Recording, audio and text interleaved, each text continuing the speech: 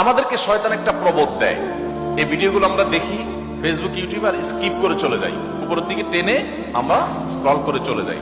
শয়তান আমাদেরকে বলে, তোমার কি করার আছে, তুমি একটা সামান্য, একে তো বাংলাদেশ মতো একটা ছোট্ট দুর্বল দেশ, আবার সে দেশের একজন অতি সাধারণ একজন নাগরিক, একজন নগণ্য মানুষ।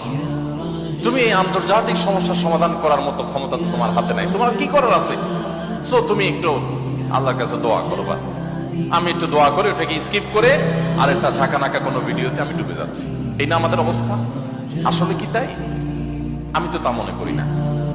এটা শয়তান আপনাকে মিথ্যা কথা বলে, আপনাকে মিথ্যা সান্ত্বনা দেয়। শয়তান বলে তোমার কিচ্ছু করার নেই। কি বলেছে? আপনার কিছু করার নেই। আপনার যে কত কিছু করার আছে সেটা আপনি নিজেও ভাবেন নাই। আল্লাহ তাআলা আপনাকে জিজ্ঞাসা করবেন না তুমি সেখানে সামরিক শক্তি কেন পাঠাও না, কারণ সামরিক শক্তি আপনার হাতে নাই। আল্লাহ আপনাকে এটা জিজ্ঞেস করবেন না। আল্লাহ আপনাকে বলবেন না তুমি মানবিক সহায়তা নিয়ে শত শত হাজার হাজার টন কেন খাবার পাঠাও নাই সেখানে, কারণ এই ক্ষমতা আপনার হাতে নাই। আল্লাহ এটা জিজ্ঞেস করবেন না।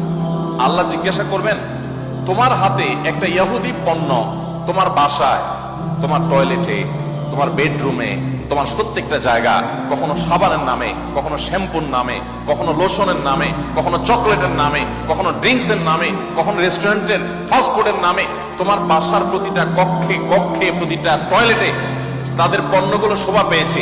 এই পণ্য বেচা টাকা দিয়ে তারা বোমা হামলা করে মানুষ মেরেছে। তুমি শুধুমাত্র তাদের প্রতি সিম্পেথি দেখাতে পারতে, সেটা তো দূরের কথা, উল্টো বরং তুমি সেই বোমা হামলার সঙ্গে জড়িত। তুমি জেনে হোক আর না জেনে হোক, তুমি বুঝে হোক আর না বুঝে হোক, তুমি কিন্তু সেই বোমা হামলার সাথে জড়িত। প্রতিদিন তুমি চাঁদা দিচ্ছ ফিলিস্তিনের মানুষকে হত্যা করবার জন্য। আল্লাহ এই কথা বলবেন? এই কথা বলার যথেষ্ট সুযোগ আছে। প্রতিদিন আপনি চাঁদা দিচ্ছেন। আমি একটা পেস্ট কিনতেছি না, আমি একটা বোমা হামলার জন্য টাকা ইনভেস্ট করছি বা চাঁদা দিচ্ছি। প্রতিদিন বাংলাদেশের প্রত্যেকটা মানুষের কাছ থেকে, প্রতিটা মানুষের ঘর থেকে ওরা চাঁদা তুলে নিয়ে যাচ্ছে। আপনি মনে করছেন মুদি দোকানে গিয়ে আমি মালামাল কিনে আনছি। আল্লাহর কসম করে বলছি এটা মালামাল কেনা না। এটা আপনি দেখছেন মালামাল কেনা, আমি এটাকে মালামাল কেনা দেখছি না। আপনি দেখছেন আপনি পেপসি বা কোকা কোলা বা সফট ড্রিঙ্কস এদের যেগুলো আছে সেগুলো আপনি ডক ডক করে গিলছেন। আমি দেখছি সেগুলা লাল কালারের ওই পেপসি না, এগুলো হলো ফিলিস্তিনের মানুষের রক্ত। আপনি দেখছেন সেগুলো হয়তো কোক, আমি দেখছি সেগুলো রক্ত। বাংলাদেশের মানুষ এরকম ভুলো জাতি পৃথিবীতে আরেকটা আছে কিনা আমি জানি না। আমরা খুব দ্রুততার সাথে ভুলে যাই। আমরা কাউকে মাথা তুলতেও দেরি করি না, আবার মাথা থেকে আছাড় দিতেও আমরা দেরি করি না। এটা আমাদের একটা দুর্বলতা। আমাদের এই দুর্বলতাটা আমাদের কাটিয়ে ওঠার চেষ্টা করা দরকার।